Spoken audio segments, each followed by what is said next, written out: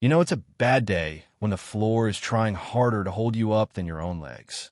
The automatic doors of Med Bay 7 slid open with a soft hydraulic hiss, and every conversation inside died instantly. Sterile white light spilled across polished alloy floors. Diagnostic screens glowed blue. Air recyclers hummed quietly overhead. For a moment, nobody moved. Nobody spoke. They simply stared. Ethan Walker stood in the doorway, looking like he had just walked out of the wrong side of a disaster. His dark gray flight jacket was torn in several places. Dust coated one shoulder. One sleeve was missing entirely. A slow trail of red dripped from his fingertips onto the floor beneath him. Yet somehow, impossibly, the human was smiling. "Good news," Ethan announced, lifting a finger. "I found the missing cargo crew." His voice sounded rough, but cheerful enough that it almost felt rehearsed. Several alien nurses exchanged confused glances. Ethan looked down at himself and nodded thoughtfully. "Bad news," he added. "I think the planet tried to keep a souvenir." Nobody laughed.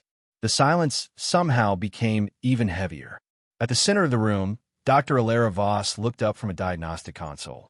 Her pale silver hair was tied neatly behind her head.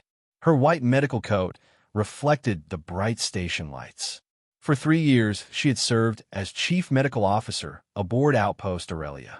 She had treated miners, pilots, engineers, explorers, and more than a few reckless adventurers. She had seen dehydration, radiation exposure, oxygen deprivation, and every variety of poor decision-making known to intelligent life. She had never seen this. Ethan took 3 steps forward. The fourth seemed harder than the first 3. He steadied himself against a nearby examination pod. "Doc," he said, spotting Alara, "before you start judging me, I'd like to officially state that this was not my fault." Alara crossed the room quickly. Her expression remained controlled, but something cold tightened inside her chest. "Sit down immediately," she said. "That sounds expensive," Ethan replied. "Can I stand and save the station some money?" 2 nurses rushed forward with a graft chair. Ethan accepted it with exaggerated dignity and lowered himself into the seat. The moment he stopped moving, the color seemed to drain from his face. Alara noticed. So did everyone else. Yet the human continued smiling as though he were attending a social gathering instead of arriving in medical distress. A diagnostic scanner unfolded from a ceiling. Blue light swept across Ethan's body. The machine emitted a warning tone. Then another. Then 3 more in rapid succession. Every nurse in the room froze. Alara turned toward the display. Her eyes narrowed. She checked the readings again. Then a 3rd time. The numbers did not change. That was impossible. The scanner estimated that Ethan had lost enough blood to render most species unconscious long before reaching the station. Several additional indicators flashed amber. Others flashed red. One reading simply displayed an error symbol, as if the machine itself disagreed with what it was seeing. Ethan followed her gaze. "That bad?" he asked. Nobody answered immediately. "Okay," he said with a small sigh. When the doctor goes quiet, that's usually a bad sign. Alara finally looked at him. "How long have you been like this?" Ethan shrugged. "A couple hours." The nearest nurse nearly dropped a tablet. Alara stared at him. "A couple hours? Give or take." "You traveled across the surface?" "Yep." "Reached the shuttle?" "Yep." "Piloted it back to orbit?" Ethan nodded. "Autopilot did most of the work. I mainly provided emotional support." A nervous laugh escaped one of the younger nurses before she quickly covered her mouth. Ethan pointed toward her. "See? Somebody appreciates quality humor." Alara did not smile. She continued studying the scan results glowing before her. The readings made no sense. The human should not have been standing. He should not have been talking. Yet here he was, joking with strangers while his body quietly fought a battle nobody else could see. And for the first time that day, Dr. Alara Voss found herself asking a question she had never needed to ask before. What kind of species laughs on the way to the emergency room? The examination room felt smaller once the doors sealed shut. The soft hum of medical equipment filled the air while layers of blue light moved across Ethan Walker's body. Every few seconds, another diagnostic panel updated with information that made less and less sense. Dr. Alara Voss stood perfectly still in front of the primary display. The numbers remained unchanged. Oxygen saturation lower than expected. Significant blood loss. Elevated stress markers. Multiple indicators of physical trauma. Yet the human remained conscious, alert, and somehow interested in making conversation. Ethan glanced toward the ceiling scanner. I'm starting to feel personally attacked by that machine. Alara ignored the comment. Remain still. That is usually easier when people stop pointing alarming technology at me. One of the nurses almost smiled. Alara noticed and immediately returned her attention to the screen. She expanded another diagnostic layer. The station's advanced medical system reconstructed a three-dimensional image of Ethan's body. Internal recovery processes were already underway. Tissue regeneration had begun. Blood pressure remained unstable but functional. The human body was actively compensating faster than several known species could with medical assistance. Impossible, one nurse whispered. Ethan tilted his head. That sounds expensive too. Nobody laughed this time. Alara folded her arms. You understand your condition is serious. I figured that out when walking became a group project. You should have requested emergency extraction. I did. And Ethan shrugged. The emergency was busy. Alara stared at him. The human met her gaze with complete sincerity. For several seconds, she could not determine whether he was joking. That uncertainty irritated her more than she cared to admit. She activated another report. A timeline appeared beside the medical scan. Surface temperatures, atmospheric conditions, shuttle telemetry, travel records. Her eyes narrowed. You traveled nearly 40 miles from the crash zone. Closer to 43. You measured it. I was bored. One of the nurses made a choking sound and quickly looked away. Alara felt a strange sensation building behind her calm exterior. It was not anger. It was not confusion. It was something much rarer. Genuine disbelief. Most species prioritize survival through caution. Risk was minimized whenever possible. Pain demanded immediate treatment. Physical impairment reduced efficiency, and efficiency determined behavior. That principle existed across thousands of documented civilizations. Humans repeatedly ignored it. She had read the research. She had attended conferences. She had reviewed countless behavioral studies since humanity joined the Galactic Compact. None of those reports prepared her for seeing the reality in person. Ethan leaned back carefully against the examination platform. For the first time, his smile faded slightly. Not completely, just enough for Alara to notice. A flicker of exhaustion crossed his face before disappearing. How many people made it out? He asked quietly. The change in tone surprised everyone. Alara checked another screen. 21 survivors have been confirmed. Ethan released a slow breath. Good. You knew the number. Crew manifest. You remembered all 21 names? Ethan looked at her as if the question itself was strange. Of course. The room fell silent again. Alara studied him. Until that moment, she had been focused on the injuries, the physiology, the impossible scan results. Now another realization emerged. The first question Ethan had asked was not about himself, not about treatment, not about recovery, not about whether he would survive. He wanted to know about the others. One nurse finished reviewing a transport report and looked up. Captain Reyes and the cargo crew are already receiving treatment. Ethan smiled. Tell Reyes he still owes me $20. Why? Long story. Did he borrow it? No, Ethan's grin returned. He bet me I would never volunteer for another rescue mission. A few quiet laughs finally spread through the room. Even Alara felt the corner of her mouth threaten movement before she suppressed it. The human settled back into the chair. His eyelids seemed slightly heavier now. Fatigue was catching him. The body could only fight so long. Yet despite everything, he still looked relieved. Not because he was safe, because somebody else was. Alara turned back toward the diagnostic display. The machine continued presenting impossible numbers. But for the first time, she suspected the real mystery was not biological. The real mystery was psychological. What force convinced the species to keep moving long after common sense demanded they stop? What made a human cross 43 miles of frozen wasteland, arrive at a hospital barely able to stand, and immediately start worrying about everyone except himself? As Ethan slowly closed his eyes for a brief moment of rest, Dr. Alara Voss realized she was no longer studying a patient. She was studying a question that the galaxy still did not understand. The station clock showed 2:17 a.m. when Dr. Alara Voss finally left the examination room. Most of Medbay 7 had settled into a quieter rhythm. Monitors glowed softly. Medical drones moved through the corridors with barely a sound.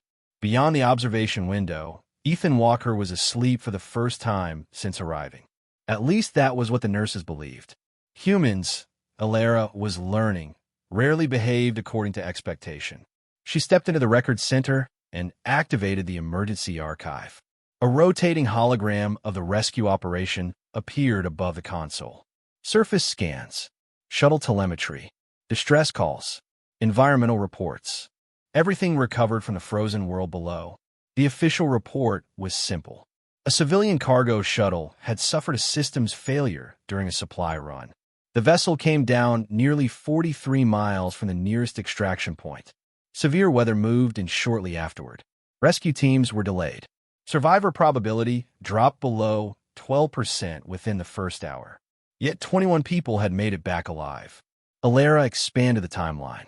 A blinking marker identified Ethan's rescue shuttle. She expected a straightforward evacuation mission. Instead, she found something stranger. The first recording showed Ethan landing near the crash site. Wind blasted across the camera feed. Ice crystals danced through the darkness. Visibility barely reached 20 feet. The cargo crew emerged one by one from an emergency shelter. Ethan guided them toward the shuttle. Standard procedure.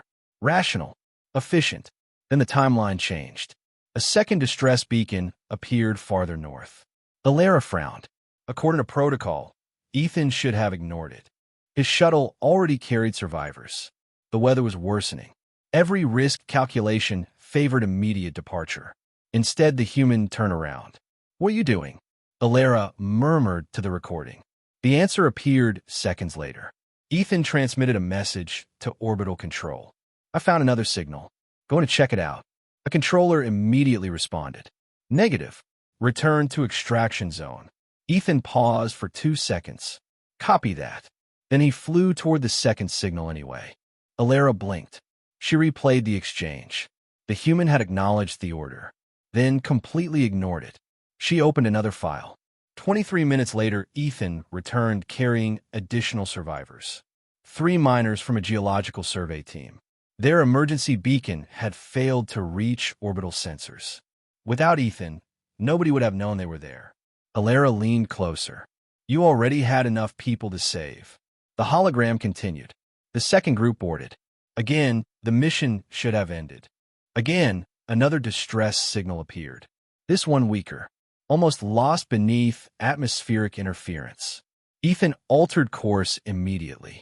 Another transmission arrived from Orbital Command. This time the voice sounded frustrated. "Walker, return to base. Weather conditions are exceeding operational limits." Ethan answered with a calmness that somehow irritated Alara despite occurring hours earlier. "I hear you. That is not authorization. Good thing I was not asking." The recording ended. Alara stared at the frozen image hovering above the console. She had reviewed thousands of incident reports throughout her career. Most people followed probability. Most people obeyed survival instincts. Most people protected what they already had. Ethan Walker appeared to operate according to an entirely different set of rules. A soft voice interrupted her thoughts. "Doctor," one of the night nurses approached carrying a tablet. "The rescued passengers are stable. Several have asked about Mr. Walker." Alara accepted the report. "What did they say?" The nurse hesitated. "They seemed confused." Confused. They all believed he had already left after rescuing them.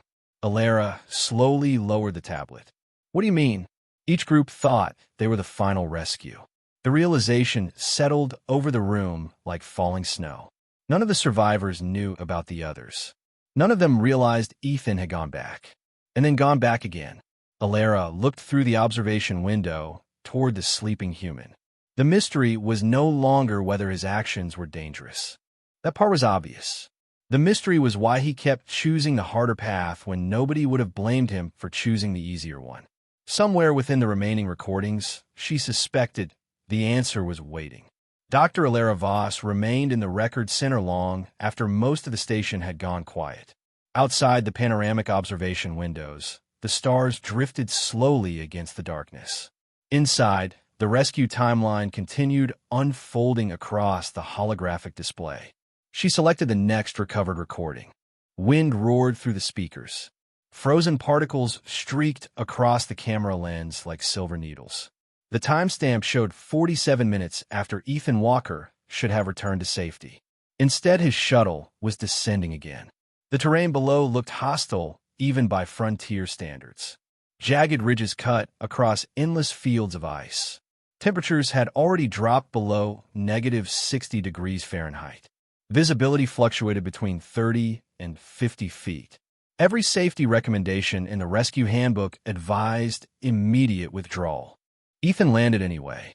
Alara watched the recording in silence. The shuttle settled onto a narrow stretch of frozen ground. Warning indicators flashed across the cockpit. Fuel reserves were declining. Atmospheric interference was worsening. Ethan glanced at the alerts and spoke to the onboard computer. "I appreciate the concern, but now is not a great time." The computer responded with a polite warning. Ethan nodded. "You sound exactly like my ex-training instructor." Even alone, he was still making jokes. Alara frowned slightly. She could not determine whether humor was a coping mechanism or some uniquely human form of stubbornness. The hatch opened. Ethan stepped into the storm, carrying emergency thermal packs and a portable locator beacon. The body camera attached to his jacket recorded everything. For nearly 20 minutes, he crossed the frozen landscape, guided only by a weak distress signal. Several times the beacon disappeared completely. Each time Ethan stopped, recalibrated his scanner, and continued forward. No hosetaschen, no implants, no dramatic speeches, just steady movement. Eventually shapes emerged through the snow. 4 stranded survey workers huddled beside a damaged crawler vehicle. 2 were human. 2 belonged to entirely different species. Their emergency systems had failed hours earlier. Relief spread across their faces the moment they saw the approaching rescue light. One survivor asked the question Alara found herself asking repeatedly. "Why are you here?" Ethan adjusted the beacon on his shoulder. "Because you called. They told us no rescue teams could reach this area." Technically, they were right. "Then how did you get here?" Ethan looked around at the storm. Poor decision-making. One of the survivors laughed despite obvious exhaustion. Another shook his head in disbelief. The recording continued as Ethan guided them back toward the shuttle. Alara noticed something important. He never acted like a hero. He never demanded gratitude. In fact, he spent most of the journey distracting the survivors with stories, questions, and harmless jokes. He asked about families, favorite restaurants, vacation plans, anything except the danger surrounding them. By the time they reached the shuttle, the group sounded calmer than when they had started. Alara paused the footage. She replayed several minutes, then replayed them again. The pattern became impossible to ignore. Ethan was not using humor for himself. He was using it for everyone else. A notification appeared on the side of the display. Additional survivor statements had been uploaded. Alara opened the files. The first testimony came from a survey technician. He kept talking the entire walk back. At first, I thought he was being ridiculous.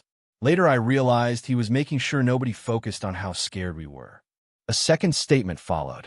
Every time somebody looked worried, he cracked another joke. Then a third. He acted like everything was under control. So eventually we believed it.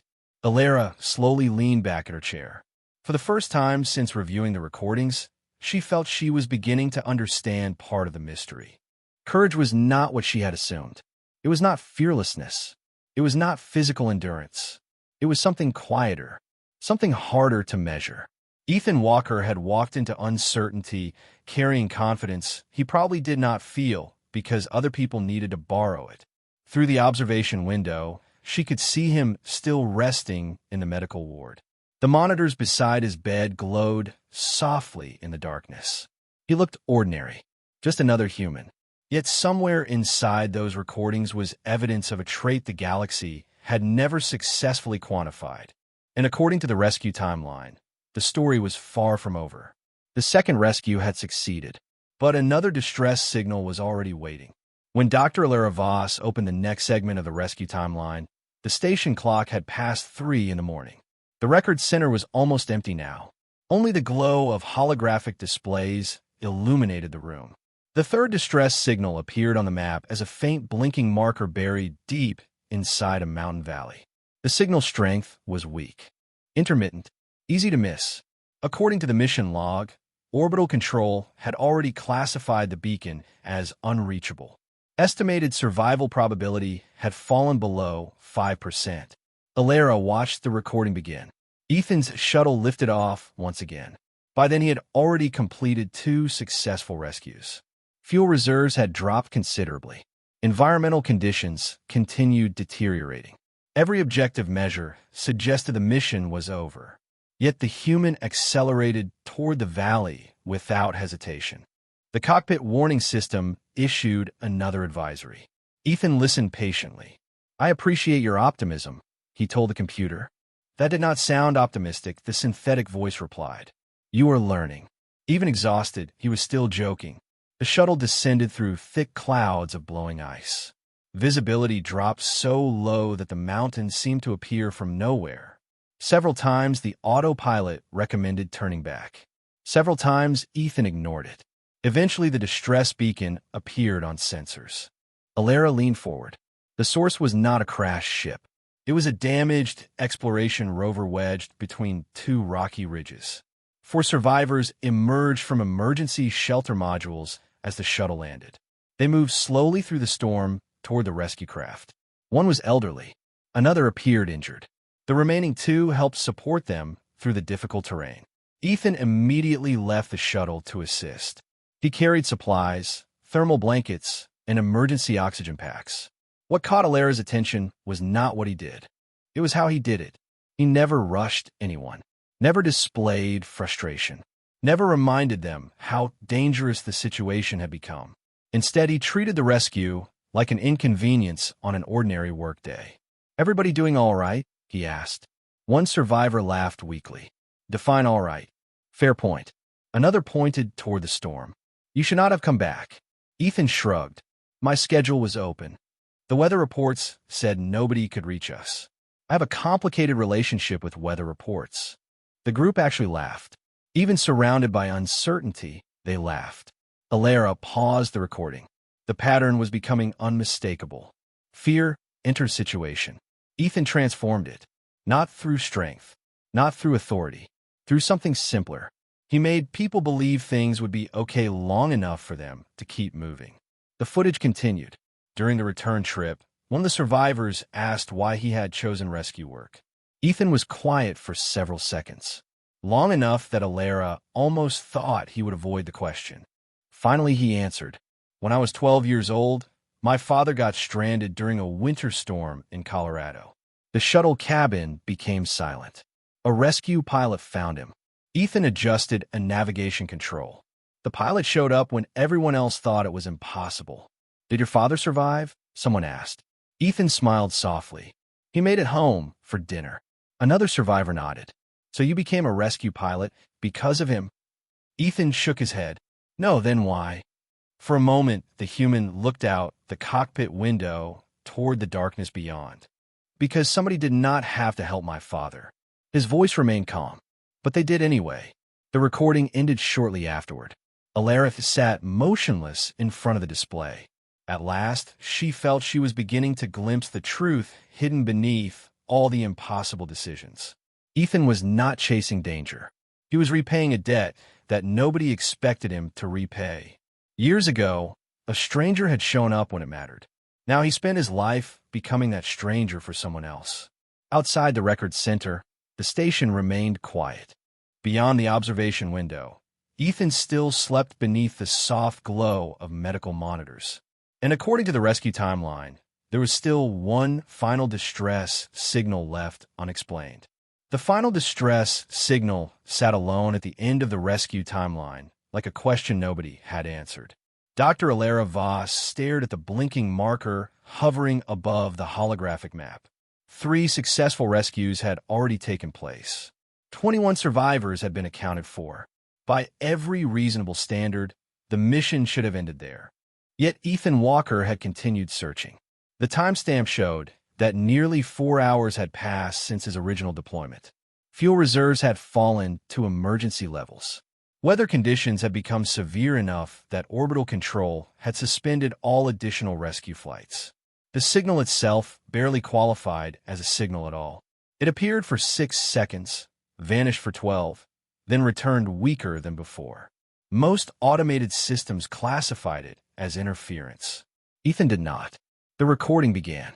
The cockpit lights cast soft blue reflections across his face. He looked exhausted now. The easy smile was still there, but slower, quieter. Human fatigue finally showed itself in the small details.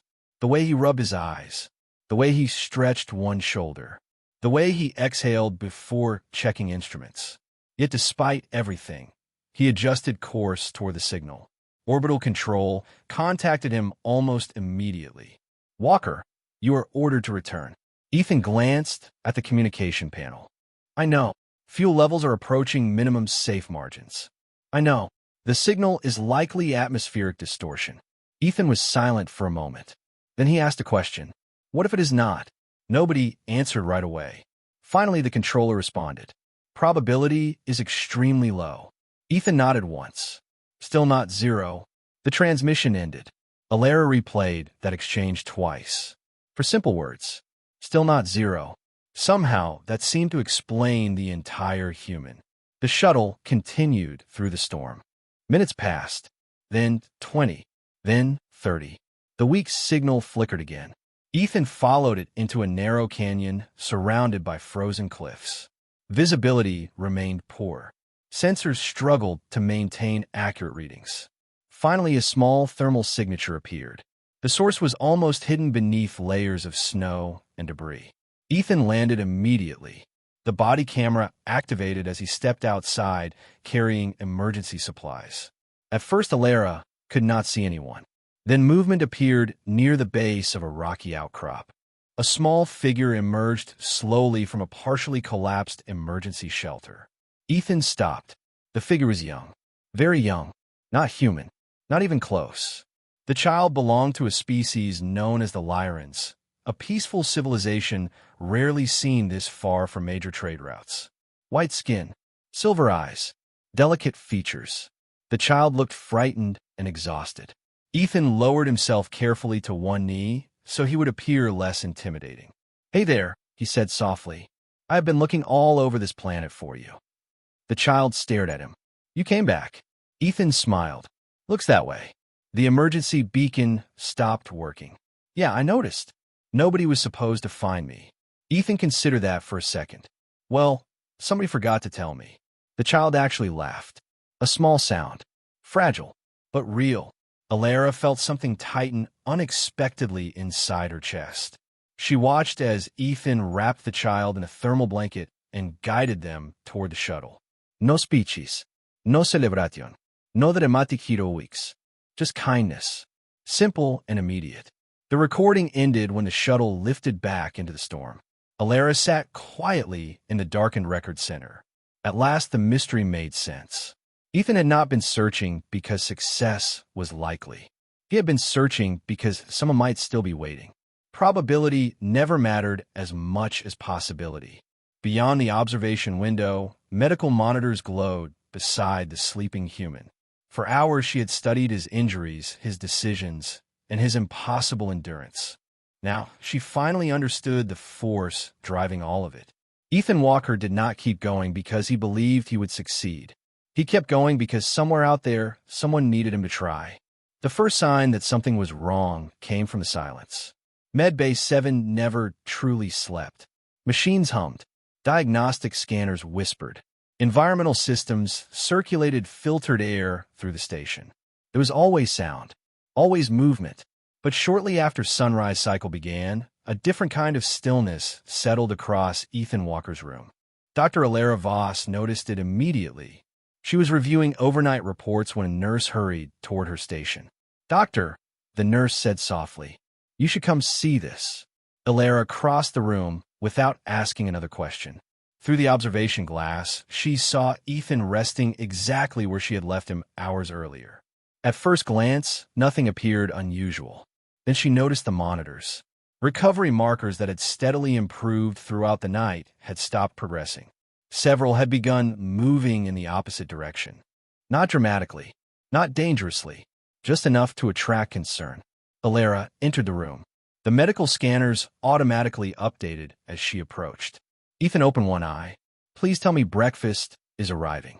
Relief washed through the nurses immediately. The human was awake, talking, still capable of making jokes.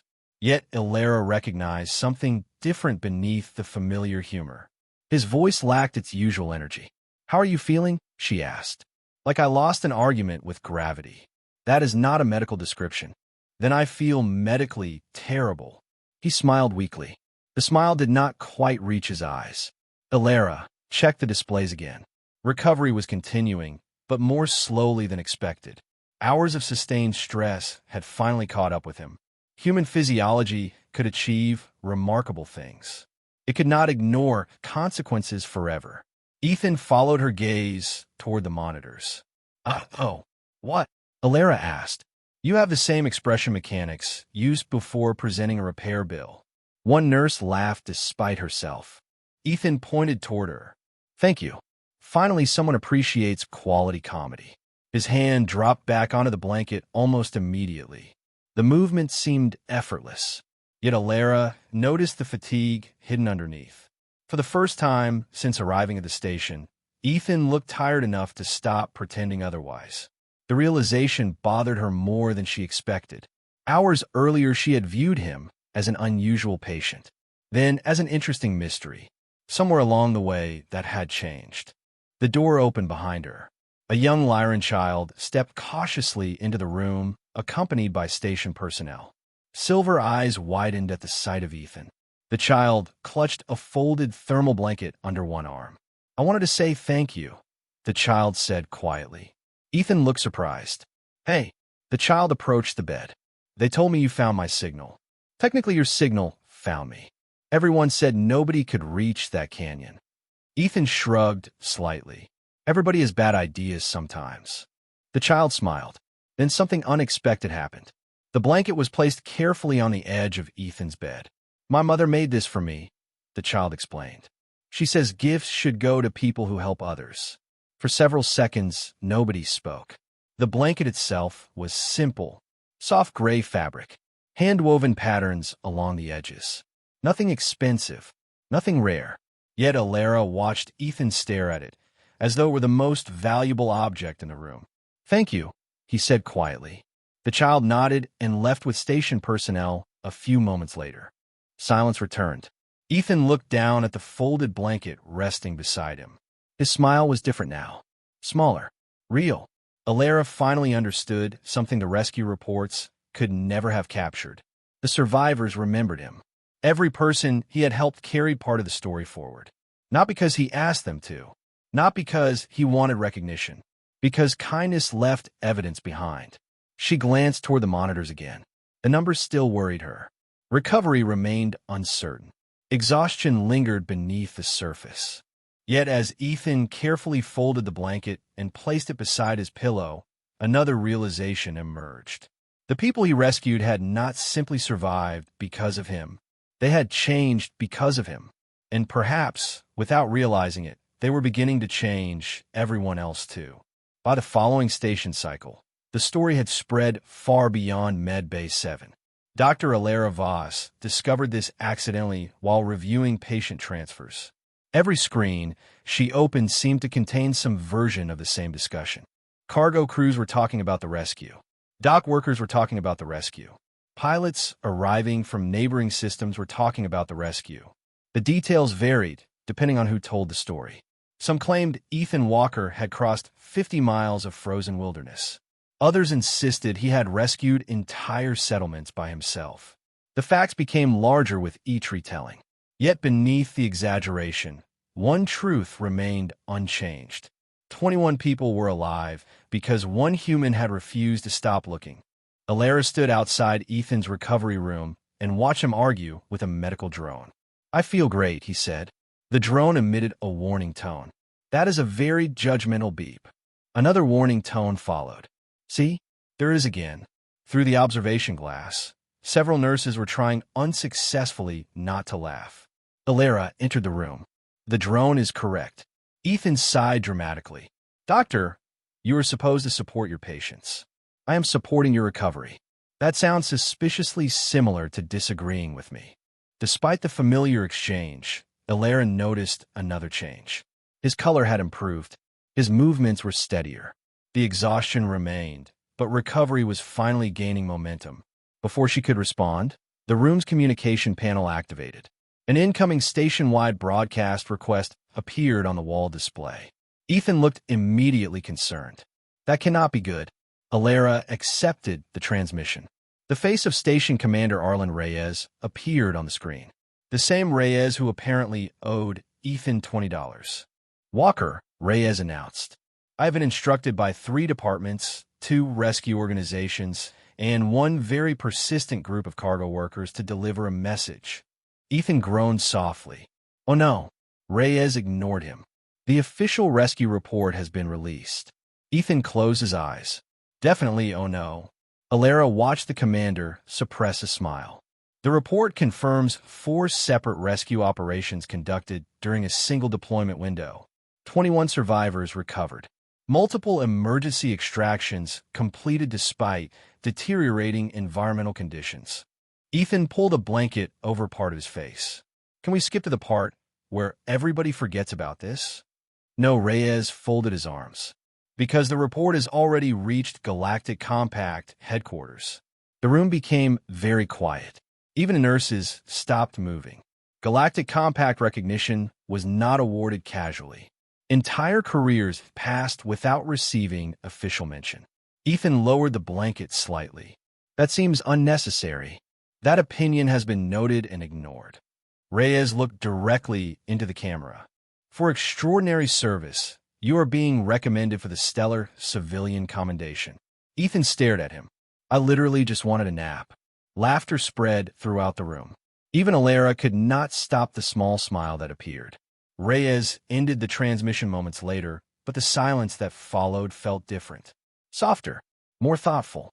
Ethan looked genuinely uncomfortable with the attention. That alone fascinated Alara. Most individuals sought recognition. Many spent entire lives chasing it. Ethan appeared eager to escape it. "You do not like awards," Alara observed. "Awards are dangerous." "Dangerous?" People start expecting things. Alara considered that answer carefully. "And what do you expect of yourself?" For the first time, Ethan did not answer immediately. He glanced toward the folded gray blanket resting beside his bed. The gift from the Lyran child. When he finally spoke, his voice was quiet. "Just to show up when it matters." Alara looked at him for several seconds. Then she looked through the observation window toward the station beyond. Thousands of beings from dozens of worlds lived and worked here. Different species, different histories, different beliefs. Yet somehow, one exhausted human rescue pilot had reminded all of them what courage actually looked like. Not glory, not recognition, just showing up when somebody needed help. And for the first time in her life, Dr. Alara Voss realized that humanity's greatest strength might not be resilience at all. It might be the simple refusal to let another person face the darkness alone. 3 days later, Outpost Aurelia returned to its normal rhythm. Cargo vessels arrived and departed.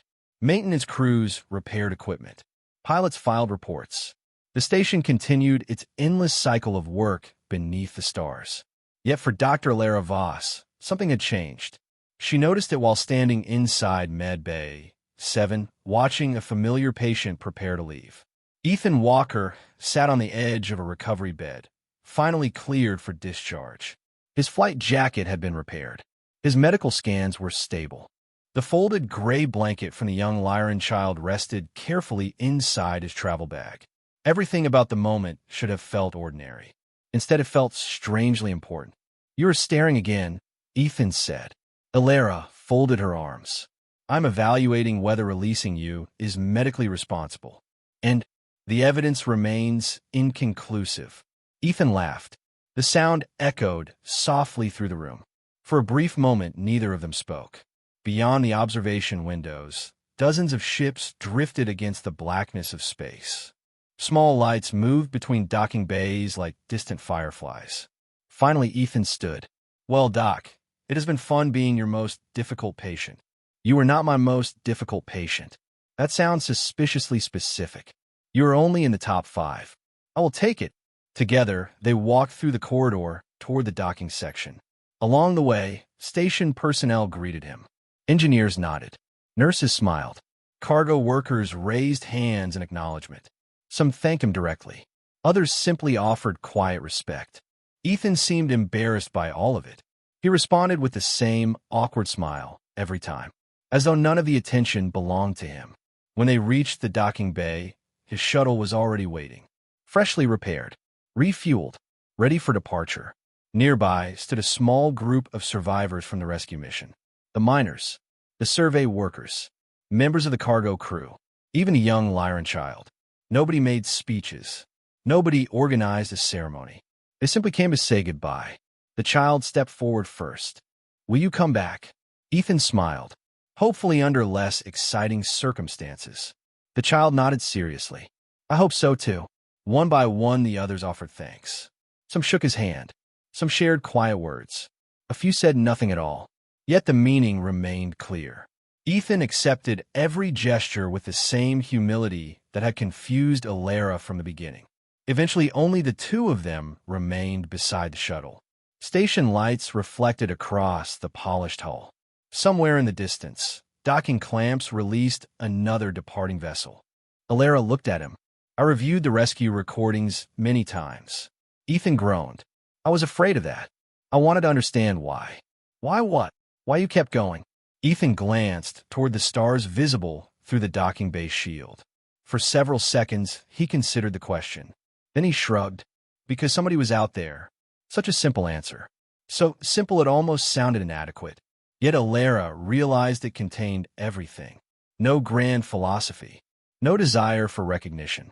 No complicate de explicación. Somebody was out there. Therefore he went. Ethan extended a hand. "Try not to miss me too much, doctor." Alara looked at the offer hand. Then she shook it.